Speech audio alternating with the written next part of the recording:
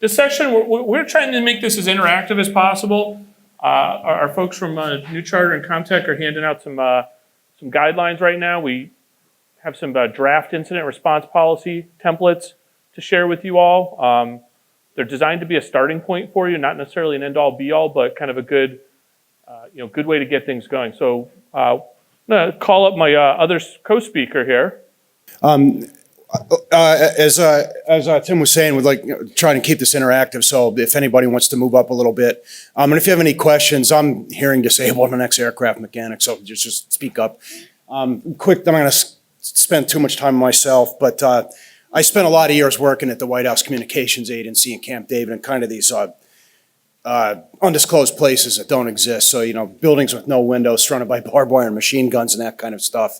I have a master's degree in cybersecurity from Penn State, and in 2017, I founded Stronghold Cybersecurity. So I've been at this a long time, kind of an academic, I suppose, so to speak. And we're going to hand this back over to you. So as I mentioned earlier, Tim Weber, Vice President of Channel Growth with Cyber 74. My background is on the technical side, although not nearly as cool as Jason's. I didn't get to work in those buildings, which is probably good. But I come from the service side of the house. So, I've got my CISB, Certified Ethical Hacker, all sorts of different acronyms. And most of my time now is spent, helping organizations get ready for and ideally prevent a cyber attack. Because as we talked about in the last session, cybersecurity events are awful. If you've been through one, unfortunately, you can relate, which is it's the worst days of your professional life. And I don't wish that upon anyone. So, our goal today is really to try and help you understand what are some of the things that you can do, ahead of time. And we're at a point now where it is not a matter of if this is going to happen to you. Every single one of you in this audience is going to be hit with a cybersecurity event, a successful one at some point. If you're lucky, maybe it's small in nature, not something like I talked about in our previous session where it's a six-figure business email compromise or not a large-scale ransomware event. But it's going to happen, and it's incumbent on all of us to prepare. A number of the speakers, for this conference we got on airplanes to come here. And, what do we do every time we get on an airplane? We do a safety briefing. And anybody know, why do they do the safety briefing at the beginning of a flight? This is the interactive part. All right. In case it happens. Do you really want to be explaining to people how to get their seatbelts off and how to open a wing door when the plane's dropping 3,000 feet in 30 seconds? No. It's the same thing why schools have fire drills. You want the kids to know how to do these things because, in the presentation before about the psychological education, we have this lizard brain thing that kicks in when something happens and it shuts down all rational thought. The time to prepare for something going wrong is not when something is going wrong. It's too late. So, we're only human. As long as there's humans involved in this technology, bad things are going to happen. And nobody wakes up and says, hey, I'm going to go have my system get compromised today or launch a ransomware event. That's not how it plays out. It's a game. And it's a challenging game, and it's a game where everything is actually stacked against us at this point. So, when we look at it from a small business standpoint, there's a lot of basics that you can do, and we talked a little bit about that in the last session. But one of the thing that we're going to focus on right now is if all of the other things that you've done have failed, what can you do to kind of protect yourself, and what do you need to do? So, unfortunately, small businesses are the targets. Why? Because you guys are easier targets. You may not have the security insight, the security budget, or the security expertise to be able to put together a program. So, and as I said before, this is a big business, and business is good for these threat actors. So, you have to be ready. We're at a point now, when I first got involved in cybersecurity, where everything that we did was focused on prevention. And we still focus on prevention because that's the best thing that we want to have in place. But the reality is we're now in an assume compromise mode. Assume that at some point you're going to get compromised. And what does that mean to be ready for that? One is having an incident response plan kind of baked out. Having systems in place that can detect if somebody's on your network. If you don't have a security information monitoring system, somebody could be on your system right now and you may not know it. Most of the security events I've seen, there's this concept, term in our business called dwell time. And dwell time is the difference from when a threat actor gains access to your system, and when do you actually find out about it? Most of the time, you find out about it when the threat actor has decided you're going to find out about it by launching the ransomware. We did have one scenario where we had a box from an organization, 2 threat actors compromised it. There was actually 2 groups in this system, and one of them accidentally broke the system. They weren't ready to launch their ransomware, but they had probably some unskilled attackers, members of their team working on it, and they actually broke a key component of it, and that's what triggered it. So being able to detect these things as early on as possible is absolutely critical, and knowing how to respond to it. I love the city. I come out of the Northeast, and one of the things I love about your city is the World War II Museum, and it's just amazing. And General Eisenhower, had a quote that I think is really, really significant, which is, "Plans are useless, but planning is everything." And that's really critical to keep in mind here, which is you can put together one of these plans, and you're going to then have an event, and you're going to go, "Hey, this doesn't match up quite with it." But it's going to have enough of a framework so that how do you contact your cyber insurance? What compliance requirements do you have? Who are your most critical clients to notify if you have to notify people? What regulatory things do you have to do? And things like that. Because the reality, and again, as I said, it's not going to be foolproof, because if I go all the way from one end of the spectrum, from General Dwight, former President, Eisenhower, to the great philosopher Mike Tyson, which is everyone has a plan until they get punched in the mouth. And that's the way a cybersecurity event is. So with that, I'm going to actually hand the reins of the presentation over to Jason to kind of walk you through building one of these out. Sir? Yeah. To advance these with. Yep. I don't want to step on Tim's toes too much, but I'm going to reiterate two key points real quick, because I just, sometimes a little bit of repetition helps. And the main thing is that it's not if, but it's what, it's when. And what I often tell people is, imagine you're buying a house on the coast of Florida, or in New Orleans for that matter, right? I guarantee you what's going to happen. It might not be this year, it might not be next year, or maybe it's 5 years from now. But someday that Cat 3 or that Cat 5 is going to come in. And with that in mind, let's say that we were going to buy a house on the coast of Florida today. What would we do? We would have a plan in place, right? We would have plywood for the windows. You'll put water in the basement. We would probably print out, a map to egress the area in case electricity's down on these things. But it really is a matter of if, and it's not when. It's a matter of if, not when. And secondly, it's so hard to illustrate how pervasive this stuff is. And there's 2 basic criteria, in my opinion, that they pick for who they're going to target. Keep in mind that only 8% of the world's internet users are even in North America. So most of these threats are coming from, Asia or India or, the Far East or whatever. But there's 2 basic criteria that they're looking at. Do they think you have money, right? And from their perspective, you're a rich American, right? The streets are paved with gold and all that stuff. And 2, do they think they could steal it? That's it. It's not personal. It doesn't matter how small you are. It doesn't matter how big you are. It doesn't matter if you're Mother Teresa or a greedy corporation or whatever. If you have money and they think they could get it, then they're going to try and steal it. So with that in mind, we have to have the incident response life cycle in place. And I think probably many of you are familiar with the NIST CSF. We've talked about that before. We've identify, protect, respond, recover. Identify, detect, protect, respond, recover. Right? So many acronyms, you start to forget them. But we're gonna talk a little bit about the incident response life cycle. And this is called a life cycle because you're always going to be. We always want to be in. I should have had the microphone taped on. We always want to be in one of these particular phases at any given time. We're always going to be in preparation at one point. And this comes after we've started the NIST CSF, right? We've done our identification piece of this, right?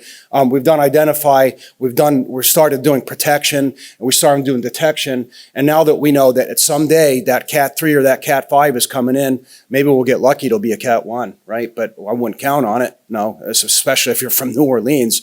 We watched that on the news, good Lord, it was awful. I mean, we weren't in it, but that's how serious this stuff is, because it could put you out of business if you're not ready for it. So this is the incident response life cycle, and we didn't invent this. This stuff came from NIST, and mostly everything that we're doing within the cybersecurity community these days is coming down via NIST. And another comment on the cybersecurity framework, my personal opinion, I think that eventually it's going to become like the NIST or it's going to become like the National Electric Code. National Electric Code is a bit ubiquitous, right? Every commercial building you go into, that all follows the National Electric Code. Although that is compulsory via statute and law, whereas the NIST CSF in most cases is going to be something that you adopt voluntarily.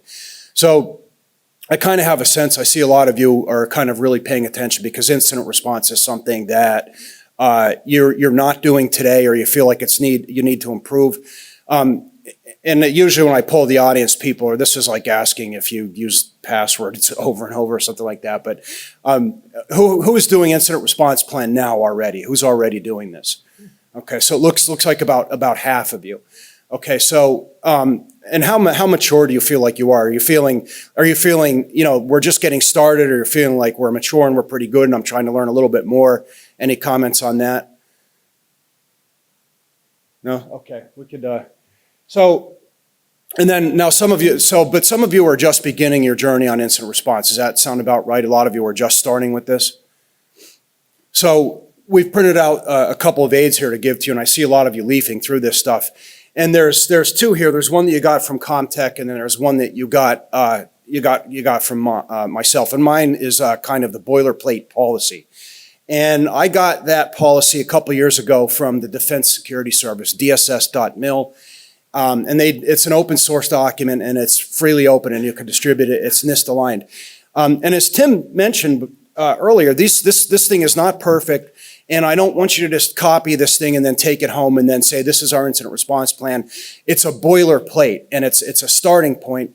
And there's a lot of, you're going to notice that these two documents here, that they dovetail each other pretty closely. So by using the two of these documents, this will be a starting point, a jumping off point where if you don't have an incident response plan in place today, that within a week or 2 weeks, that you could have one started, and then within maybe 30 days, you can have one approved and then have your executive sign off on this. Now, keep in mind that cybersecurity is like safety. Cybersecurity is not an IT problem. Cybersecurity is an organizational problem. And in your organization, the people that are ultimately responsible for the safety of your employees are the executives, right? And cybersecurity is the same thing. Cybersecurity comes from the top down. That's why the CISO reports to the board and to the CEO and the board.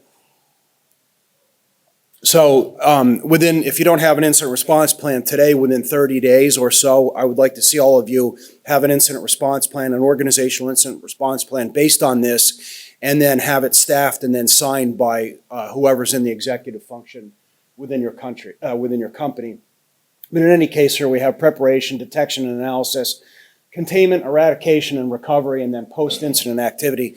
And post-incident activity is going to vary wildly from organization to organization, especially if you are in a state or you operate in a business vertical where you have reporting requirements. And the gentleman that spoke first, I don't remember his name, but they definitely have information about that. Some of you may have compulsory statutory regulatory reporting requirements based on wherever you are, and that's going to need to be part of your incident response plan, because if you have a breach and you have a spill and you spill a bunch of PHI or PII or something like that, or some type of contractual data, now you might have some type of a lawful or a contractual reporting requirement that's going to have to be dealt with as part of this post-incident activity, not to mention the brand image damage that comes along with this stuff. We've seen this in the news with the big ones, but if you're a local company, you could be, a local accounting firm, or you could be a legal firm or whatever. This is not good for your reputation. It has a significant negative impact on your business valuation for at least a period of time. When you look at the ones that are public, these publicly traded companies, their stock always tanks a couple of points for months or even a year or something like that. And it really has, from what I could tell, an even worse effect on the small business. If you're a small business and your customer base loses faith in you because you've had a breach, then, and of course the other side of that is that incentivizes companies, unfortunately, to try and be quiet about it, but that's not always the best course of action. Look at what, you remember what Equifax did. They kind of tried to delay, and it just really made the problem worse, right? It's like trying to lie to your parents about your grades in school. It's just not going to work in the end. It's going to end badly for you. So honesty is the best policy, as painful as that can be. So let's see. I'm going to talk about these are the six 1, 2, 3, 4, 5, 6. These are the 6 phases of the incident handling life cycle, and you're going to see on your sheet there. Let me grab mine real quick.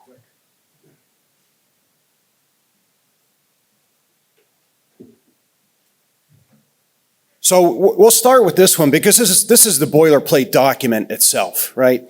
And then I would call this this stuff is probably an addendum. I think it's a corollary to the document itself. But you're going to see things in the incident response plan. So go through this and then understand this first, and read both of these twice. Read this and then read this and then read this and then read this again, and then start circling things on this document here that are relevant to your particular organization. But the first step in here, let's see, I have the template client, and you can tell because I used to include this in system security plans for defense contractors as part of their system security plan because it was a requirement for them to have an incident response plan. So the first thing that you see in here is roles and responsibilities. And the roles and responsibilities are going to vary from organization to organization. But the first thing is going to be the information system owner, and that's going to be whoever is ultimately legally responsible for the system. For most of you, this is probably going to be somebody that's in an executive position, executive leader team, president, CEO, something like that. They're the one that is ultimately legally responsible for your system. And then you're going to have a security manager, and your security manager doesn't, depending on the size of your organization, your security manager doesn't necessarily have to be like somebody like myself or somebody like Tim, right? The security manager is going to be the person that is going to be the first person that an incident is reported to. And again, I think a corollary for this is going to be kind of like a safety manager. If you go into Home Depot or go into an amusement park and ask anybody that works there, hey, if you break your foot or cut yourself, do you know who you talk to? Yeah, they have a safety manager because they're trained on it, right? I like to compare cybersecurity to safety a lot of times because safety is something that we're all kind of institutionalized in, right? We've had fire drills. We're used to these exit signs. If the lights in here start blinking and the bells go off right now, everybody in here knows exactly what to do. You're not even going to think about it, right? You're going to go outside the door and then you're going to look at the sign that says, how do I get out of the building? And then we're all going to go outside the building and then muster because we've been trained year after year after year. And that's what we call, it's an organization of safety in that case. And over time, we want to get people in the same sort of headspace with cybersecurity, but that's a process, right? Of training people on a year-over-year basis. So, and I want you to take the plan home. Like I said, have a goal within about 30 days to have this thing done. Dot all your I's, cross your T's, and then have your executive team sign off on it and make it part of your formal policies and procedures. And as part of that, I'd like each of you to identify a security manager in your organization. And every organization has somebody that's sort of the point person for IT. Many of you probably have managed IT services, and some of you might have in-house IT. But whether you're outsourcing or insourcing, there's somebody in your organization that's kind of responsible for IT that you'd go tell them, hey, my computer won't power up at all, or it doesn't work. We need to put in a trouble ticket. So the security manager doesn't necessarily need to be somebody that's a forensic expert or CISSP or anybody like anything like that, but they do need to be the person that is going to be openly identified on your incident response plan, and a person that is going to be knowledgeable in the incident response plan, and then ultimately responsible for executing on step 1, 2, 3, 4, 5. Just like the safety manager does at Home Depot, right? Somebody breaks their leg, they're going to pull out a checklist, they're going to follow it. It's the same kind of idea. And that person isn't necessarily going to be a nurse or a doctor or whatever. They're going to be a person that might do some kind of triage. So the security manager is, you're going to put their name in the incident response plan. And then all of your employees, everybody that has a system account, and everybody that has a system account is receiving regular cybersecurity training today, right? Because we need that. I hope you're all doing that. So, again, going back to my safety analogy, everybody in your organization that drives a computer or has a system account, we want them to know who's your security manager. Oh, it's Bob or it's Alice, right? And you want them just like that, just like they know safety, right? So when you have an incident, you have a bad day, right? You come into work one day and there's a skull and crossbones on your computer, and then it's asking for money. What do you do? Oh, I go get Bob or I get Alice. And then Bob or Alice knows, okay, well, I have my incident response plan. I'm going to get it out. It's written. It's signed by the executive team. And then we're going to follow this thing. And this incident response plan is going to be different for every single one of you. And I expect that when you have this thing finished, it's probably going to be more than 7 or 8 pages. We have our information system owner, our security manager, and then our IT department. Now, some of you might have internal IT people, and then others might be relying on a third party, a third party to provide your IT, whether you manage service provider or whatever you're doing. So, in this third field here, and your incident response plan isn't necessarily only going to have these 3 fields because your organizations are all different. Your planning is going to be different. You know, you might have sister companies, you might have locations in other states. I don't know how you operate. They're all going to be different. But this kind of 3 fields is sort of a baseline. You might have more fields than that. And, you know, if you need help with actually writing your incident response plan, then you could reach out to somebody like Tim and Comtech, and they could help you with these kinds of things. So again, the IT department is going to be your internal IT people. Do you have an IT manager? Do you have an internal help desk person? Are you using managed services or that sort of thing? And the next part we move on to, into here is some definitions, and there's some more further definitions that are in this the corollary incident response plan as well. So take a look at the definitions, and then when you write your own incident response plan, think about what the risks are to your organization and some of the things that you think may or may not, may happen. And you might want to expand on these definitions. And then there's literally there's a manual for this entire thing. We talk about NIST a lot, and then one of the best things about NIST, if not the best thing, is that the publications themselves are all free. There's no direct cost anyway. It's coming out of your paycheck, whether you like it or not. But unlike ISO and some of the other standards, these are standards you have to pay for. But everything that NIST has is free. And I'm trying to remember, there is an incident response planning guide that NIST publishes, and I think it's 800-60 or 61. 800-61. So write that down on your paperwork there. Just throw it into a search engine. NIST SP Special Project 800-61, and I think it's Computer Incident Security Handling Guide or something like that. But that is not an extremely technical document, and it's written.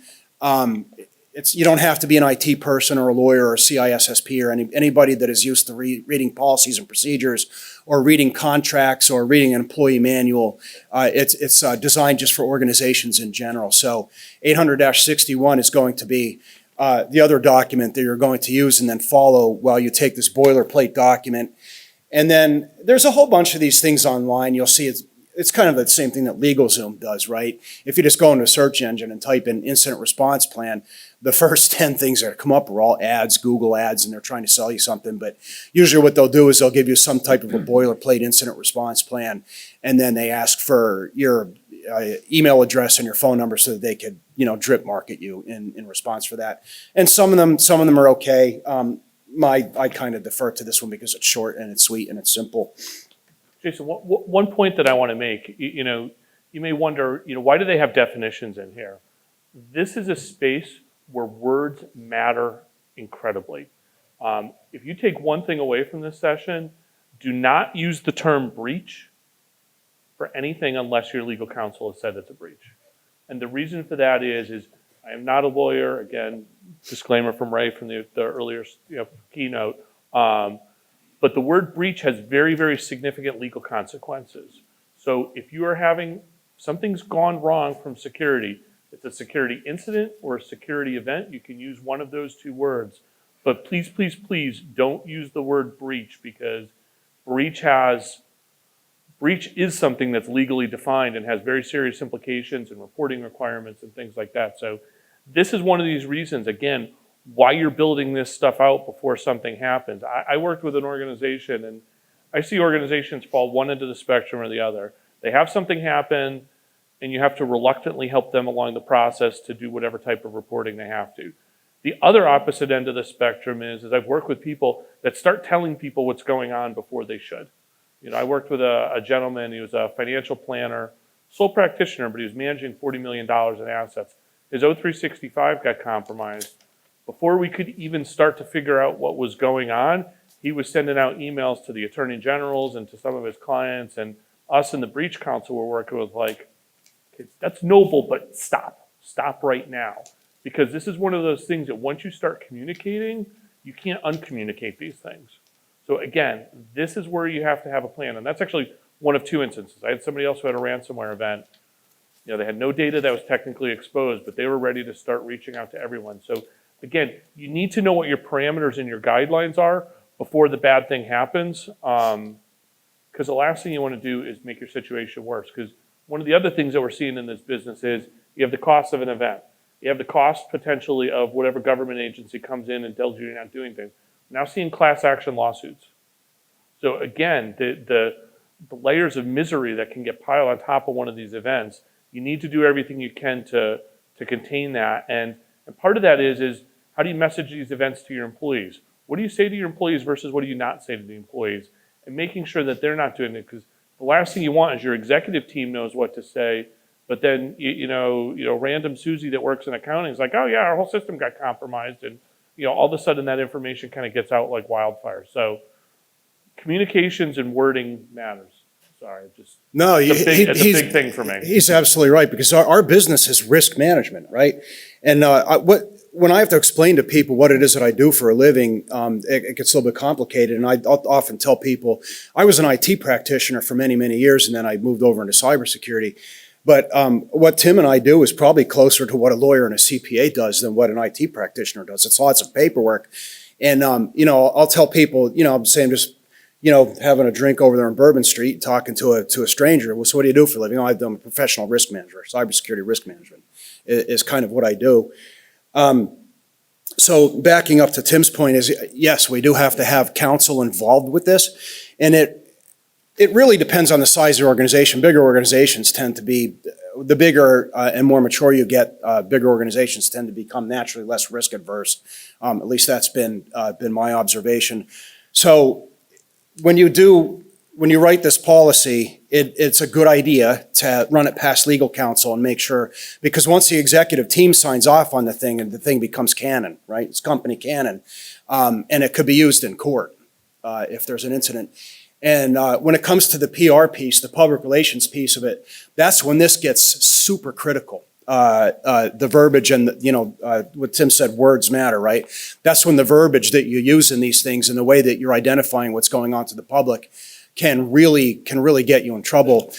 And that as part of your incident response plan, again, depending on what your company does, if you're managing mountains of PII or mountains of PHI or some type of data that exposes you to a lot of legal risk and therefore financial risk, then part of this incident response plan, one of the things that's going to be in here is going to be notifying your insurance company, because you should be carrying cyber insurance, cybersecurity insurance, and then also your legal counsel, because once you get to the point where you start, before you talk to anybody in the public about this, that's when you're in an active discussion with your lawyer at that time. You're up until, I would say, preparation, identification, containment, eradication. But once we get into this recovery and this follow-up, now I want to see legal counsel involved with writing this stuff.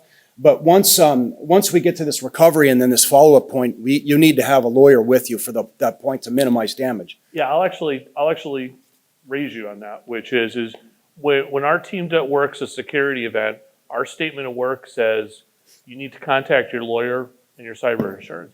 And if you want us to start working on it before you got your counsel from them, that's fine, but we're going to get legally protected because, again, we don't want to make a situation worse as doing an incident response. But we always tell people those are your first two calls. And when we say call your insurance company, don't call your broker, call the carrier. Okay? Most of the carriers at this point have like a 911 type system, so that if you're having an event, they have a specialized desk. and they got a laundry list of resources. They can bring in forensic firms, legal counsel, and things like that. If you want to use your own lawyer, make sure they know what in the world they're talking about. I was working an event, it was actually triggered by an FBI warning, believe it or not. And this organization wanted to work with their own legal counsel, and we were talking to them, and we said, yeah, we found this on the DMs and things like that. And the lawyer goes, you found them in the voicemails? So we quickly and quietly afterwards talked to this client, because this client was also this lawyer was also telling the client incorrect things to do. One of the first things that happens when we work an incident with legal counsel involved is the legal counsel puts together a memo, an agreement between us and the law firm. Anybody know why that's important? Really, really, really important reason. You know why? Exactly. It creates a privilege condition. So, and this other organization this other lawyer wanted us to write a report. We're like, yeah, we're not doing that right now. You know, because there was no shield.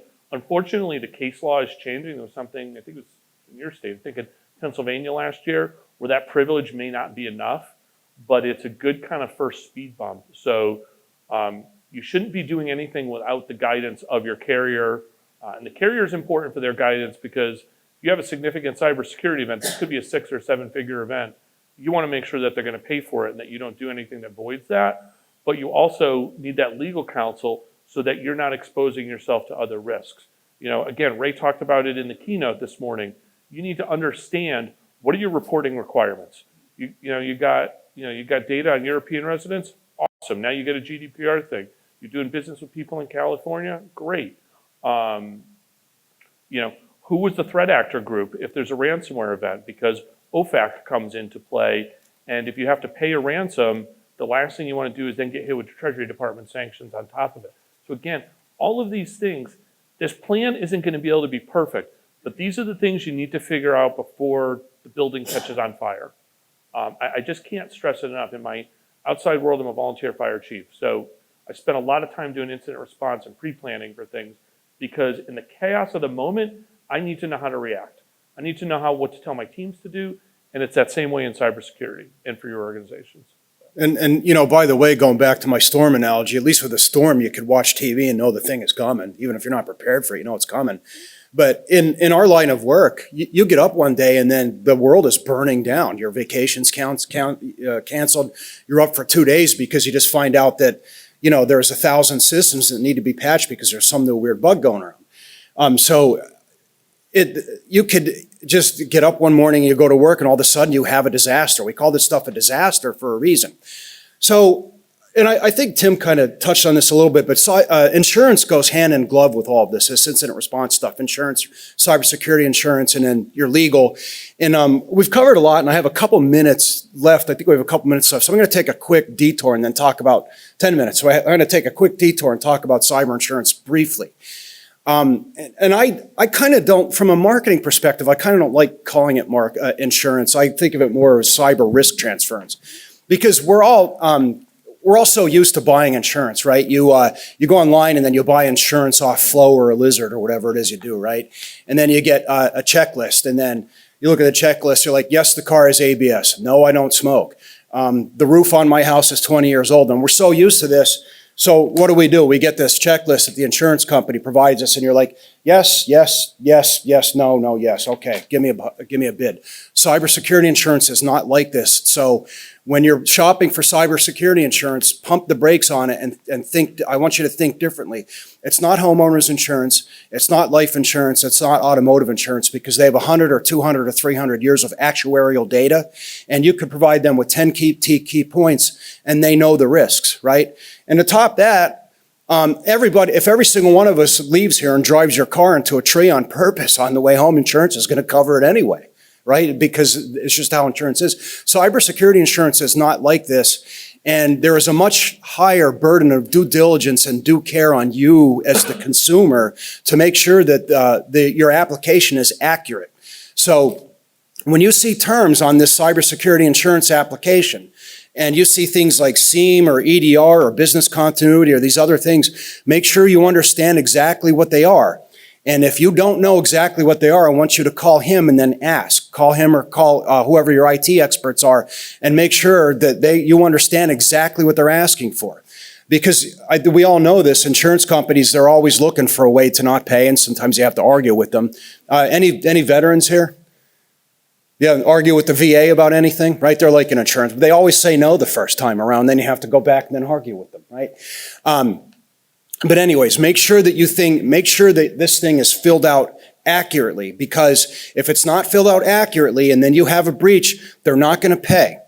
And then there's been cases where they do pay and then they sue you after the fact because they do this investigation after the fact. They said, well, they said that they have multi-factor authentication, but they only have it on their servers.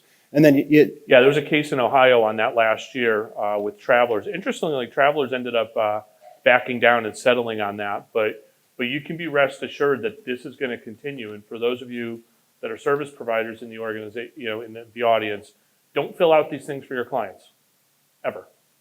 You can guide them, you can advise them, but they need to fill these out on their own. Again, it's about risk, and risk is a business thing. It's not a technical thing. But one of the things I actually got from somebody in the insurance industry is if you've got a question like the multi-factor one, and it's do you have MFA, and it's a yes or no.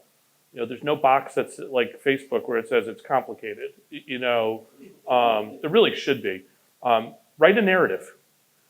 Create a document that you can then attach to it, because I've been told, and again, not legal representation here type thing, that if you put a narrative with your cyber insurance application and you send that in with a questionnaire, now the insurance company can't come back at you and say, well, you didn't tell us that.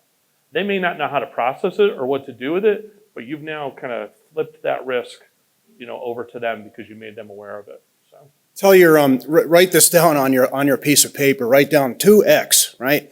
And for any kind of insurance that you're shopping for, I want you, say like it's, your building insurance or medical insurance or whatever, spend twice that time on shopping for cybersecurity insurance. Just do not get burned on this. Pump the brakes, take a breath, read everything, reach out to Cyber 74 if you have any questions about that stuff. And I think we kind of covered most of, any questions for me before I hand it back over to Tim? Ma'am?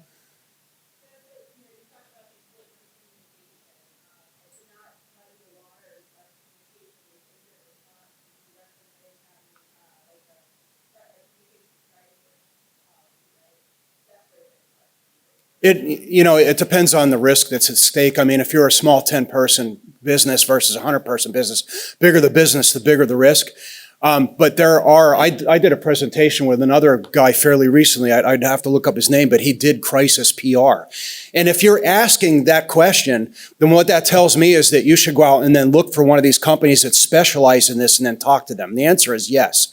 There's going to be cases where that's absolutely necessary, where you would have them on retainer and they would be part of your incident response plan, right? We have our cybersecurity insurance on here. We have our MSP. We have our legal counsel, and we also have our crisis PR firm to come in and then manage this stuff to keep us out of hot water. Yeah, and a lot of times the insurance carriers will actually have those people on staff, because if you do have an event that's significant enough that you need to do some type of mass communication, I actually, I'll promise last story, because between you and lunch, I had an organization that reached out to me that had a ransomware event, and they were calling to say, hey, Tim, we had an event, we want to start notifying everyone. Do you know a good PR agency? Let's chat for a minute, and they were ready to kind of go out and do mass communications. My first two questions were, have you talked to your insurance company? Have you talked to your lawyer? Well, no. Okay, go do that. And sure enough, the lawyer came back and said this was not a reportable event. They would have taken a gigantic hit. So I think thinking about those things and having a crisis communications plan is a good thing. Even if it's just a bare bones framework as a starting point of who's allowed to talk to the media and things like that, and making sure everyone in your organization understands who's not allowed to talk to the media is a good thing. Thank you for your time. Thank you for your interaction. Very much appreciated.